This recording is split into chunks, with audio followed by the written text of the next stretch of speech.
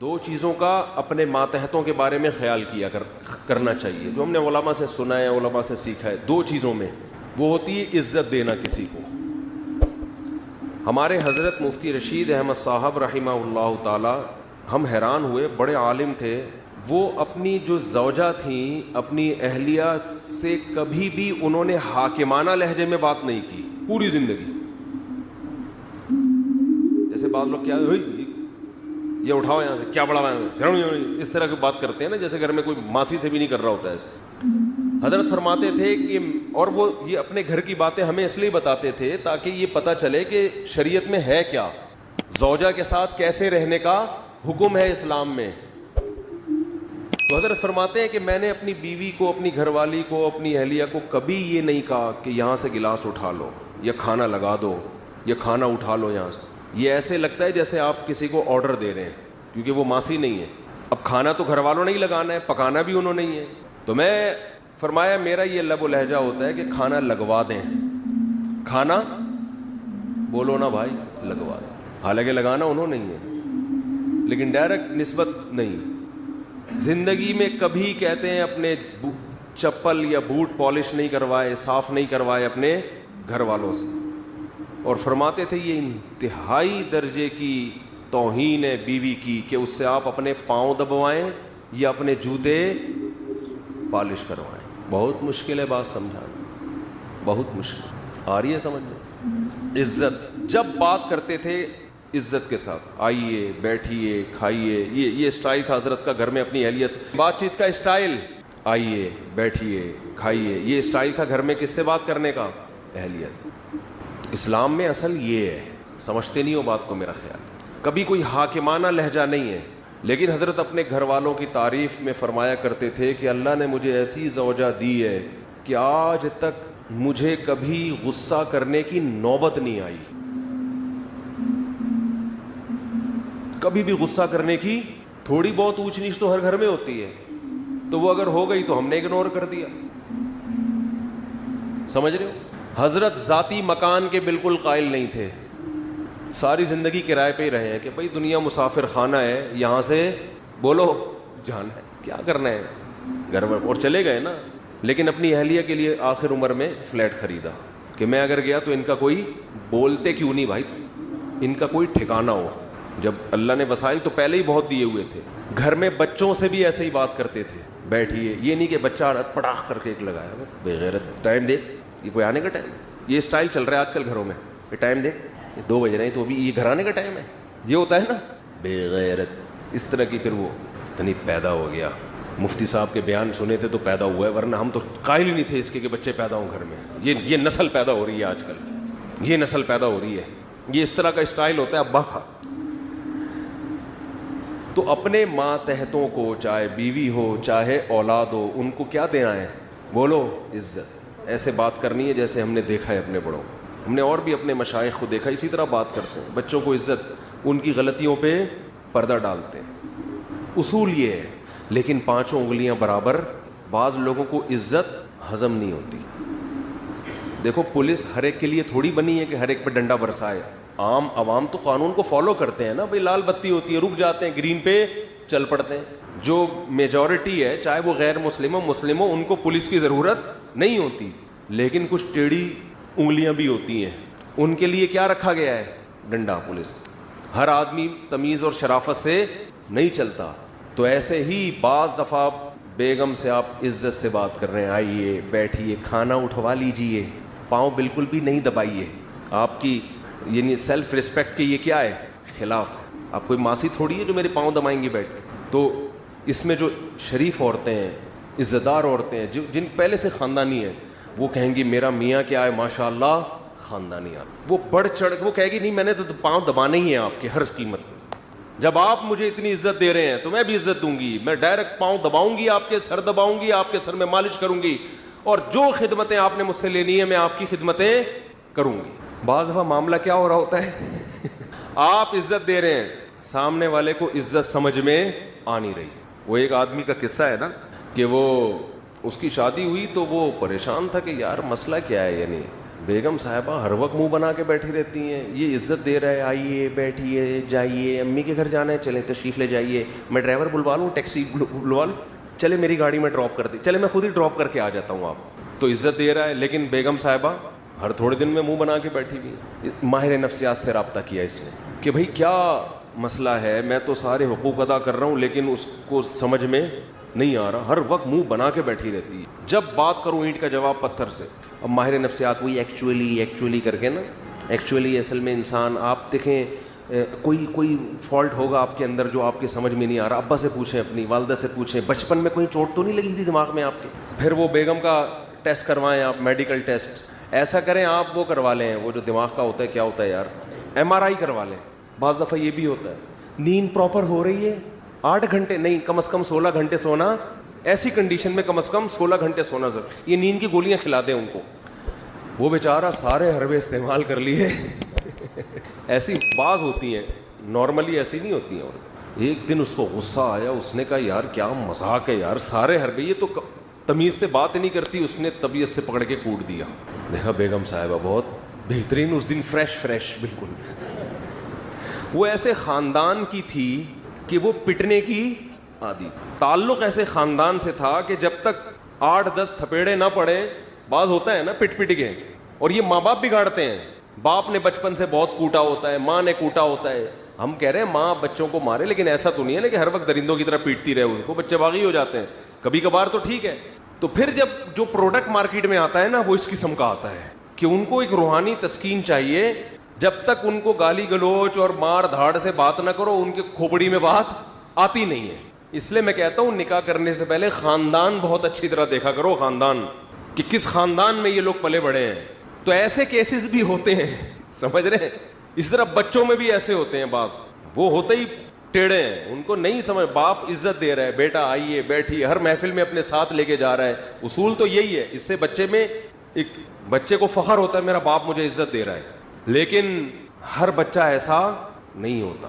تو ایسے موقع پہ اس کی تربیت کے لیے شریعت نے حکم دیا ہے کہ اس پہ ہاتھ اٹھایا جائے. نبی نے فرمایا بچہ جب 7 سال کا ہو جائے محبت سے نماز کی تلقین کرو. 3 سال تک محبت سے بات کرنی, ہاتھ نہیں اٹھانا. 10 سال ہو گئے, 3 سال میں بھی بات سمجھ میں نہیں آئی ہے کہ ہم مسلمان ہیں, نماز پڑھتے ہیں. اب 10 سال میں محبت سے نہیں, اب کیا ہوگا, اب ہاتھ اٹھے گا, اب آنکھیں دکھائی جائیں گی. اور 10 سال میں بھی آنکھیں نہیں دکھائی نا, 15 سال میں آپ آنکھیں دکھانے کے قابل نہیں ہوگے, وہ آپ کو آنکھیں دکھانا شروع کر دے گا. سمجھ رہے ہو, پھر اس کا مطلب آپ نے اپنا باپ پیدا کیا ہے, اپنی اولاد پیدا نہیں کی ہے. 10 سال کے عرصے میں بھی اگر آپ نے نہیں کی سختی تو سمجھو یہ اب آپ کا باپ بنے گا تھوڑے دنوں میں. تو نارملی شریعت کا حکم ہے کہ اولاد کو عزت دی جائے, جو کہ بہت سے ماں باپ نہیں دے رہے ہوتے, باپ خاص طور پر. دیکھو چند چیزیں ایسی ہیں جو اولاد کے لیے انتہائی ناقابل برداشت ہوتی. آپ کی اولاد میں کوئی غلطی ہے, کوئی برائی ہے, لوگوں کے سامنے مت گاتے پھرو اس کو. بچوں کو جب پتہ چلتا ہے نا میرا باپ میری برائی سب کے سامنے کرتا ہے, پھر بچے کو شیطان کو بہکانے کا موقع ملتا ہے. گھر کی بات کہاں رکھنی ہے, خاص طور پہ جو یہ شکایت باپ لوگوں کے, ہاں اپنے کوئی خاص قریبی لوگ ہوں جو عزت کی حفاظت کرتے ہیں ان سے مشورہ لینے کے لیے ٹھیک ہے. لیکن محلے میں اگر آپ گیت گاتے پھریں گے میرا بچہ میری نہیں مانتا, میرا بچہ میری اطاعت نہیں کرتا, میری یہ نہیں ہے وہ نہیں ہے, تو بچوں کو جب پتہ چلتا ہے تو وہ کہیں گے ابا نے ہمیں رسوا تو بہرحال کر ہی دیا ہے. تو شیطان کو موقع ملتا ہے, شیطان کہتا ہے کہ اب کیا فائدہ اطاعت کرنے کا, تیرے ابا نے تیری عزت کا جنازہ تو نکال ہی دیا ہے. سمجھتے ہو, ایک جرم یہ ہوتا ہے جس سے اولاد باغی بنتی ہے. دوسرا جرم یہ ہوتا ہے کہ اولاد میں فرق, یہ بھی بڑا ٹیکنیکل فالٹ ہے معاشرے میں. نعمان ابن بشیر رضی اللہ عنہ کی حدیث ہے, ایک صحابی نبی کے پاس آئے, یا رسول اللہ میں اپنے بیٹے کو غلام دینا چاہ رہا ہوں, اپنا یہ غلام اس کو دے رہا ہوں, ہبہ کر رہا ہوں, آپ اس پر گواہ رہیں. آپ نے فرمایا کتنے بیٹے ہیں, کہا 2, کہا دوسرے کو کیا دیا ہے, کہا دوسرے کو تو کچھ بھی نہیں. فرمایا لا اشہد علی جور, میں ظلم پہ علی جور, میں ظلم پہ گواہ نہیں بن سکتا. تو اس کو بھی پیغمبر صلی اللہ علیہ وسلم نے کیا قرار دیا, بولو ظلم.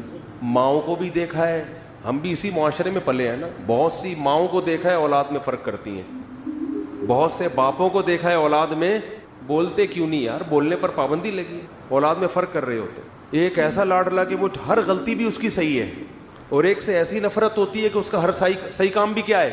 جیسے JUI والے اگر عمران خان کوئی صحیح بھی کرے تو غلط, یہی کہیں گے نا, اور صحیح کرے اور غلط کرے تو وہ تو ویسے ہی غلط ہے. اور اگر مولانا فضل الرحمان کوئی اچھا کام کریں تو پی ٹی آئی والے کیا کہیں گے؟ سیاسی لوگ تو یہی کر رہے ہوتے ہیں نا, ہر اچھے کو بھی غلط اور غلط تو ویسے ہی غلط جو ان کی نظر میں.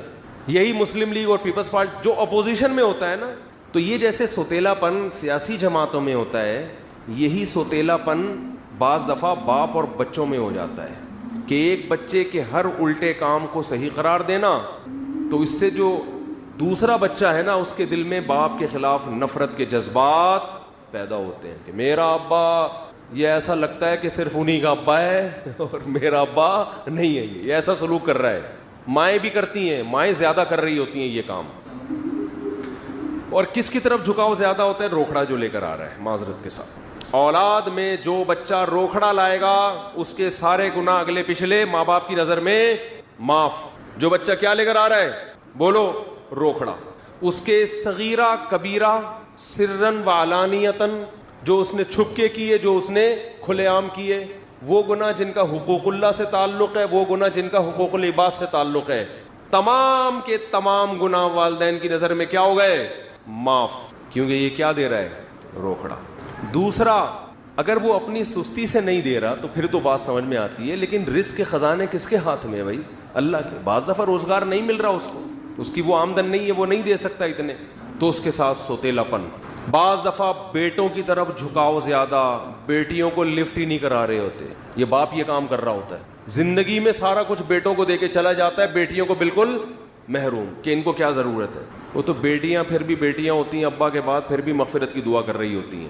بیٹے کے ساتھ یہ کرو نا, وہ نہیں کرے گا, وہ کہے گا ابا نے تو ظلم کیا میرے اوپر. جب آپ زندگی میں وراثت تقسیم کریں تو اس میں بھی اصل اصول یہ کہ کیا کرنا ہے؟ بولو. اس میں تو شریعت نے بیٹا اور بیٹی کا فرق بھی نہیں رکھا, بیٹی کو بھی اتنا ہی دینا ہے جتنا بیٹے کو. ہاں, ضرورت کی بیس پہ فرق کر سکتے ہیں آپ, خدمت کی بیس پہ فرق ہو, خدمت زیادہ کر رہا ہے اس بیس پہ زیادہ دے دیا, ایک الگ بات ہے. یا ضرورت کسی کو زیادہ ہے, بیٹی کو زیادہ ضرورت ہے تو بیٹی کو زیادہ دے دو. یہ تو وراثت تو مرنے کے بعد ہوتی ہے. تو والدین اپنی ذمہ داری پوری کر رہے ہوں, شوہر زوجہ کو عزت دے رہا ہو, آئیے بیٹھیے کھائیے جائیے, اس طرح سے تمیز سے بات کر رہا ہو, اس کے بعد بھی میرے بھائی اگر وہ آپ کے ماں باپ کو گالیاں دیتی ہے, آپ کی ماں سے بدسلوکی کرتی ہے, اس طرح آپ کے بیسک حقوق بھی ادا نہیں کرتی, تو پھر آنکھیں دکھانا, بولو نا بھائی, بنتا ہے. آپ نے اپنے بیٹے کو عزت دی, اس کو عزت دے رہے ہو, اس بچوں سے بھی عزت سے بات ہوتی ہے. ہم نے اپنے بڑوں کو دیکھا ہے, بچوں سے بھی ایسے بات کر رہے ہوتے ہیں, بیٹا آئیے, بیٹا بیٹھیے. اور جو تمیز نہ ہو تو پھر باپ ایسے بات کر رہا ہوتا ہے, گدھے کدھر سے آ رہا ہے, اس طرح گدھے سے کیا شروع ہوتی ہے؟ بات شروع. تو بچے کو جب یہ اخلاق سکھاؤ گے تو وہ کہاں انسان کا بچہ بنے گا؟ وہ گدھا گدھا سن سن کے اس کو یہ وہم ہوگا شاید میں کیا ہوں, میں گدھا ہی ہوں. حرکتیں اس کی چیخے گا بھی کس طرح سے؟ بولو نا, وہ گدھے کی طرح چیخ. اچھا, بعض لوگوں کو یہ گھر میں ہوتا ہے کہ ہمارے گھر میں بچے چیختے بہت ہیں, بیوی بھی بہت چیختی ہے, بچے بھی بہت چیختے ہیں, تو یہ بات بھی وہ چیخ چیخ کے بتا رہے ہوتے ہیں. تو میں ان سے کہتا ہوں آپ زیادہ چیخ رہے ہو. دیکھو, گھر میں بتانا نہیں پڑتا کہ یہ ماحول چاہتا ہوں, بنانا پڑتا ہے وہ ماحول. اگر آپ چاہتے ہو آپ کے گھر میں گالی گلوچ نہ ہو, چیخو پکار نہ ہو, تو سب سے پہلے اپنے آپ کو آپ اپنی آواز پہ کنٹرول کرو. جب کسی کو سمجھاؤ آرام سے. اگر آپ گھر میں چنگیز خان اور ہلاکو خان کی طرح آتے ہو اور چیخنا چلانا شروع کرتے ہو, ہاں ہو یہ ایک دم شروع, اور گدھا کسی کو گھوڑا کسی کو کتا, اور یہ اس طرح کی گالیاں دے رہے ہو آپ گھر میں آ کے, اور پھر آپ کہتے ہو کہ ہمارے بچوں میں تمیز نہیں ہے بات کرنے کی, تو یہ بدتمیز بنایا کس نے ہے؟ تمیز پہ بیان ہو رہا ہے انتہائی بدتمیزی کے ساتھ.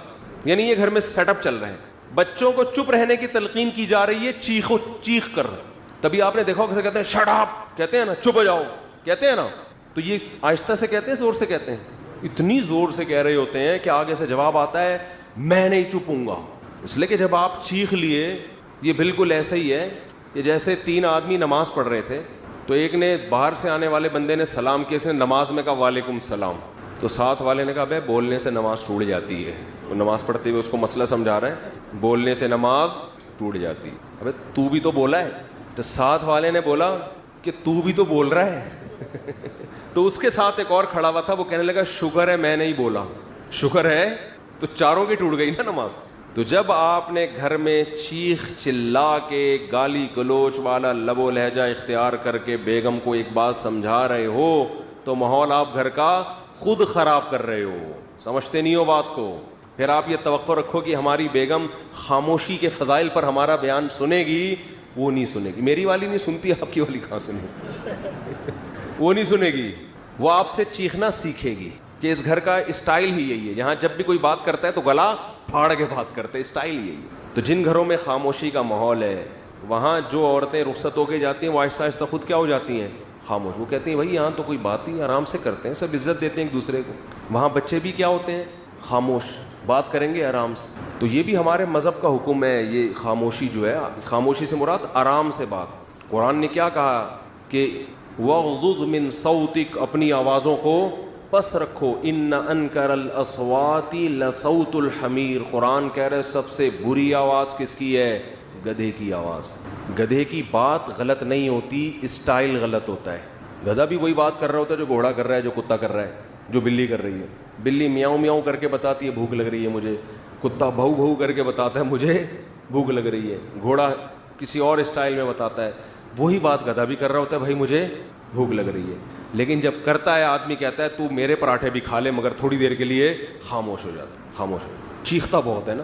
تو کبھی کبھی انسان کنٹرول سے باہر ہوتا ہے, چیختا ہے. یہ صحابہ کے دور میں بھی ہوا ہے, لڑائی ہوئی تو آوازیں بلند ہو گئیں. کبھی کبھار تو ٹھیک ہے, نارملی جب گھر میں بعض لوگوں کو دیکھا ہے بات نہیں کرتے.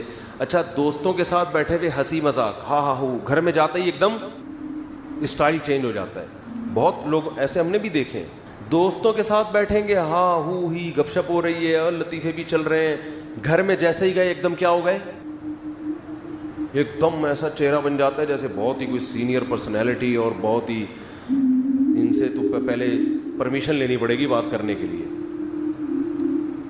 تو حالانکہ نبی کا معاملہ بالکل الٹ تھا. آپ باہر بھی اخلاق اچھے, لیکن گھر میں اس سے زیادہ اچھے اخلاق تھے. تو اپنی ذمہ داری پوری کرو بھائی, نان نفقے کی بھی, اخلاقیات کی بھی. ساری ذمہ داری پوری کرنے کے بعد بھی اگر کوئی سیدھا نہیں ہو رہا تو پھر تھوڑی بہت خامی تو ہر ایک میں ہوتی ہے, برداشت کرو. اور اگر ناقابل برداشت ہوتی ہے تو پھر اسلام نے کیا اجازت دی ہے کہ لاتوں کے بھوت ہاتھوں سے نہیں مانتے. پھر پولیس کا کیس نہیں ہے یہ, پھر کیا ہے, بچہ پٹے گا. پھر کیا ہوگا, بولو, پٹے گا. وہ ایک دن کیا ہوا, ہمارے ایک دوست کا پھڈا ہو گیا کسی سے. تو پھڈا جب ہو گیا تو وہ غلطی ان صاحب کی تھی, جو ہمارے دوست تھے ان کی غلطی تھی. اب جس بندے کو انہوں نے مارا وہ جا کے اپنے بڑے بھائی کو بتایا, بڑے بھائی کو بتایا. بڑا بھائی طیش میں آ گیا, اور اس کا نام میں پورا نام لے, اس کا نام فرض کر لو زید تھا, جس نے مارا نا چھوٹے بھائی کو. کسی کے چھوٹے بھائی کو جس نے مارا اس کا نام کیا تھا, فرض کر لو زید تھا. اصل نام میں لوں گا تو وہ بولے گا یار, وہ پھر یہ جملہ مجھے کہے گا جو آگے میں کہنے والا ہوں. تو چھوٹے بھائی کو جب اس نے مارا ہے, غلط مارا, تو چھوٹے نے بڑے کو بتایا. بڑا کیا ہو گیا, طیش میں. یہ آنا چاہیے بڑے کو طیش میں, صلہ رحمی ہے, رشتہ داری کا تقاضا ہے. آج کل تو یہ رشتہ ہی ختم ہو گئے. بڑا کہتا ہے تو اپنی ذمہ داری پہ پٹائے جا. ایسا نہیں ہونا چاہیے بھائی, ایک ریلیشن ہے, پوچھو میرے بھائی کو کس نے مارا ہے, صلہ رحمی کا تقاضا ہے یہ. لیکن یہ پوچھنے سے پہلے اپنی صحت جا کے چیک کر لیا کرو. ایسا نہ ہو کہ دونوں اکٹھے پٹ رہے ہوں, یہ نہ ہو. تو پہلے دیکھ لو کہ ڈولے شولے اتنے ہیں کہ کچھ کر سکتا ہوں میں. تو وہ تھا لمبا تڑنگا بڑا بھائی. تو اس کو جب پتہ چلا نا, اب مجھے پتا تھا کہ یار وہ بندہ آئے گا اور ہمارے اس دوست کو پیٹے گا پکڑ کے.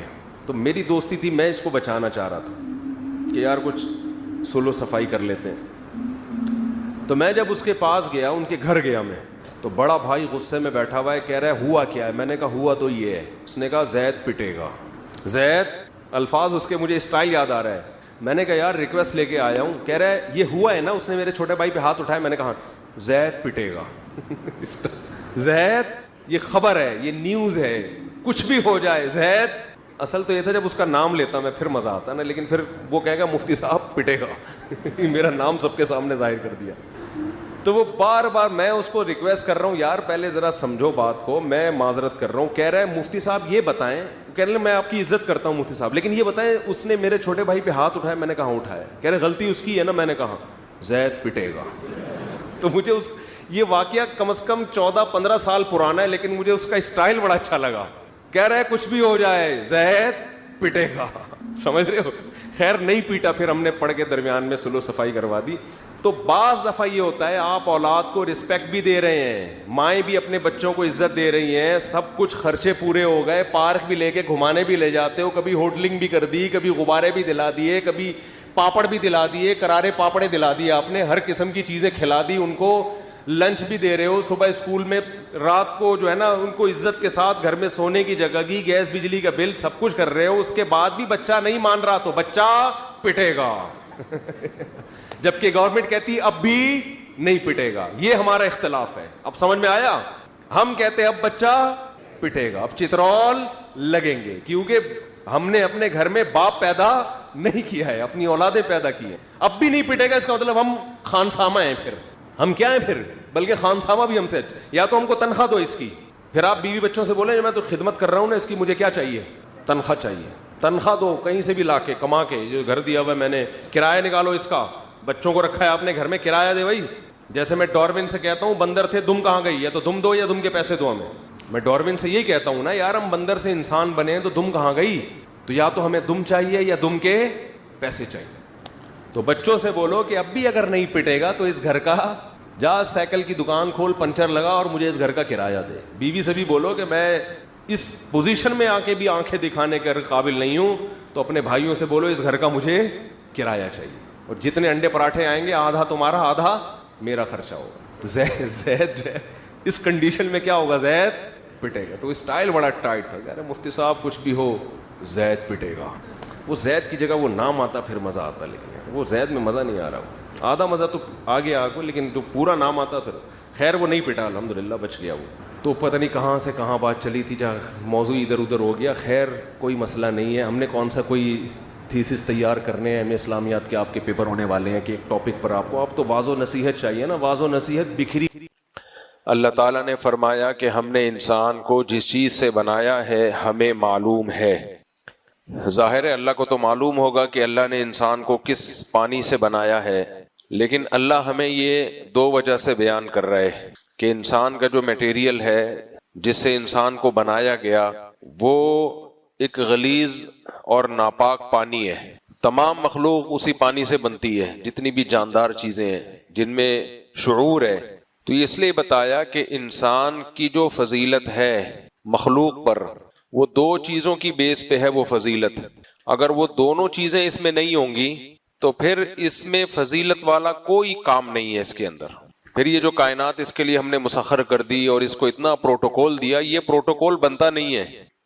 دیکھو آپ کے گھر میں یا آپ کے دفتر میں کوئی ملازم ہو جس کی نہ شکل اچھی ہو, بدبو بھی آتی ہو اس میں سے, آپ نے اس کے ذمہ کوئی کام لگایا ہے, وہ کام صحیح طریقے سے پورے کر کے دیتا ہے وہ. اب کیا ہوا, کچھ دنوں کے بعد اس نے وہ کام بھی چھوڑ دیا, تو آپ اسے کیا تانا دو گے؟ آپ اسے کہو گے بھائی تیری شکل دیکھ کے میں نے تجھے نہیں رکھا ہے, تجھ میں سے بدبو آتی ہے, یہ خوشبو آتی ہے, تو کتنا نہاتا ہے, تیری قوم کیا ہے, تیرا قبیلہ کیا ہے, تیرا قد کیسا ہے, تیرے پاس تو پیسے والے خاندان سے ہے یا نہیں ہے. میں نے تو تجھے صرف اس بیس پہ رکھا تھا کہ کمپنی کے لیے تو ایڈورٹائزمنٹ مارکیٹنگ بہت اچھی کر لیتا ہے, بولنا آتا ہے تجھے, پروڈکٹ بکوا دیتا ہے تو. اب اگر تو یہ کام بھی نہیں کرتا ہے تو میرے کسی کام کا نہیں ہے. شکل اچھی ہوتی نا تو چلو میں رکھ لیتا کہ یار کچھ نہیں, دیکھ کے خوشی سی محسوس ہوتی ہے. بعض لوگوں کی شکل اچھی ہوتی کسی کام کی نہیں ہوتی, آدمی دیکھتا ہے تھوڑا خوش ہو جاتا ہے. کیا خیال ہے؟ ایسا ہی ہے نا.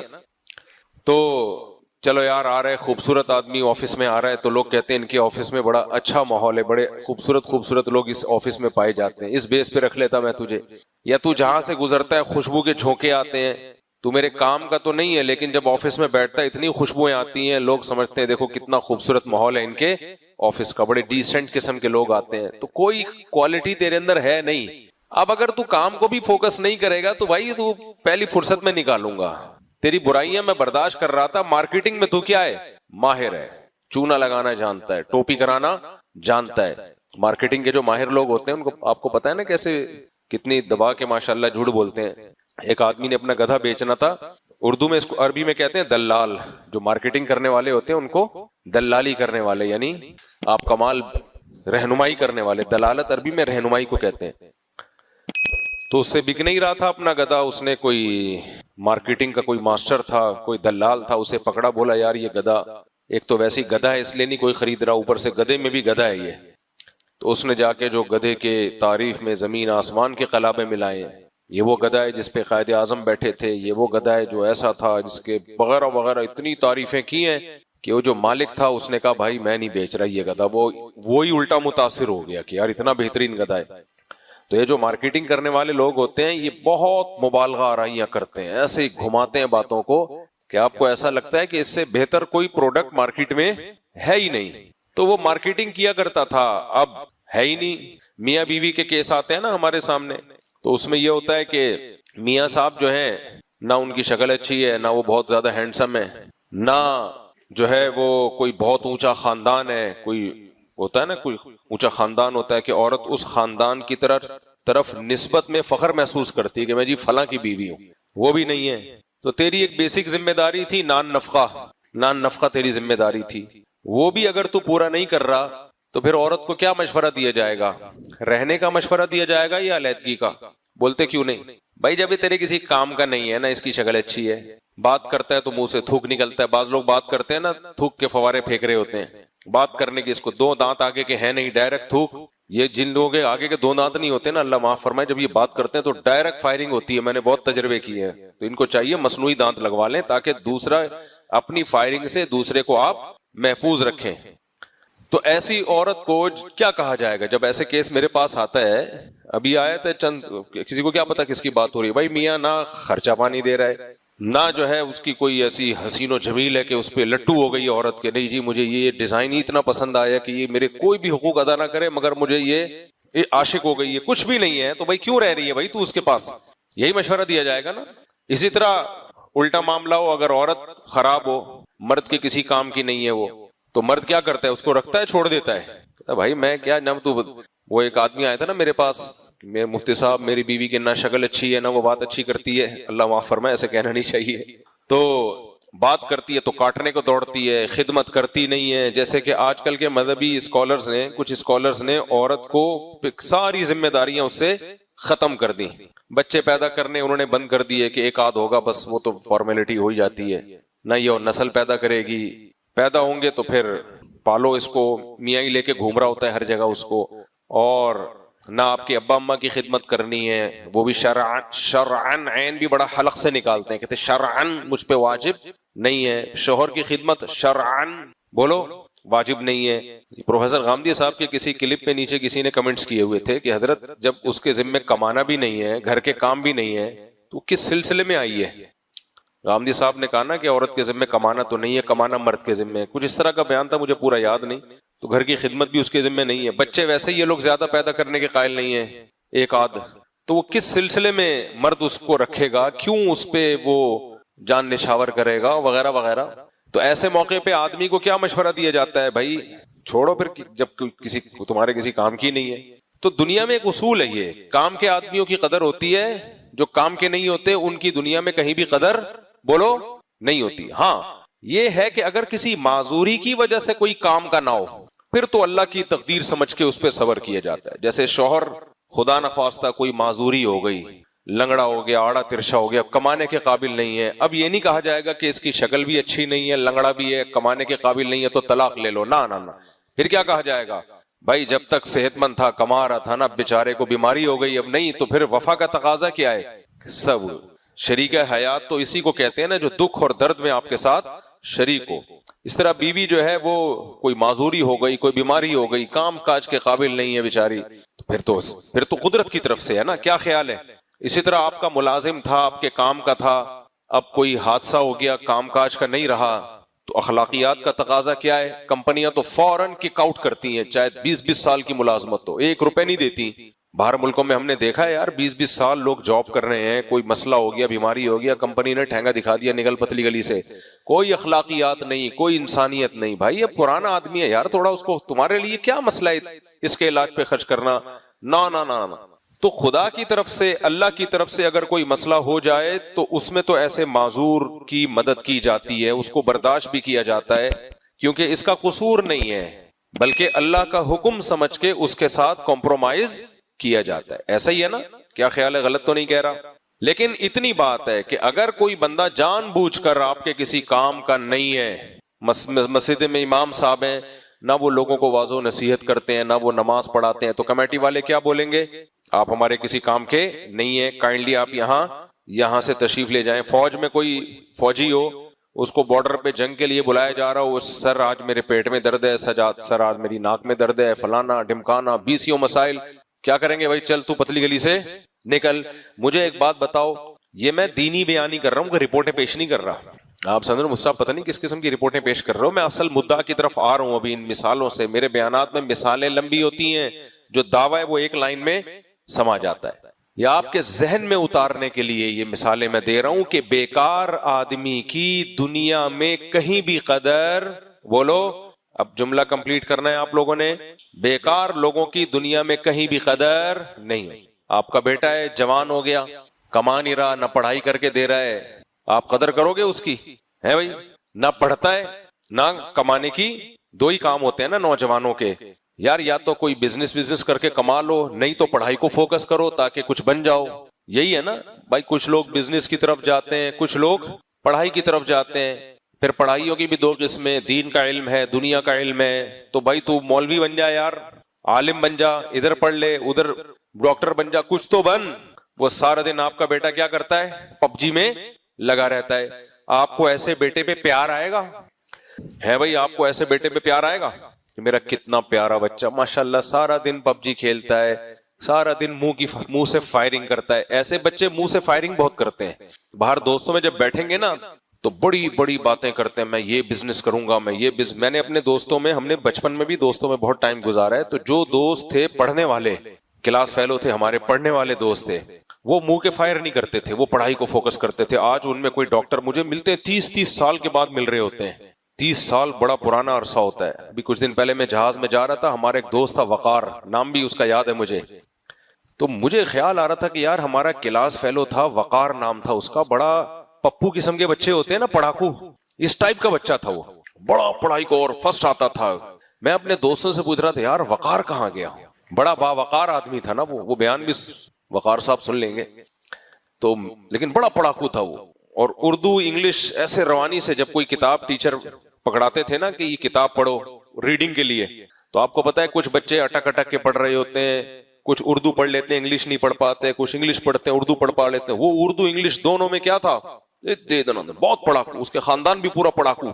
تو میرے ذہن میں یہ تھا کہ یہ بہت ترقی کرے گا، چھٹی 7ویں 8ویں 9ویں 10ویں ان 5 کلاسز میں ہمارے ساتھ تھا۔ تو ایک دن میں اپنے دوستوں سے پوچھ رہا تھا یار وقار پڑھاکو ہوا کرتا تھا، ہم لوگ اسے دیکھ دیکھ کے شرمندہ ہوا کرتے تھے، ایک یہ ہے اور ایک ہم ہیں۔ ایسا ہی ہوتا ہے نا، جو ایک پڑھاکو ہوتا ہے اسے دیکھ کے دوسرے کلاس فیلو کیا ہوتے ہیں؟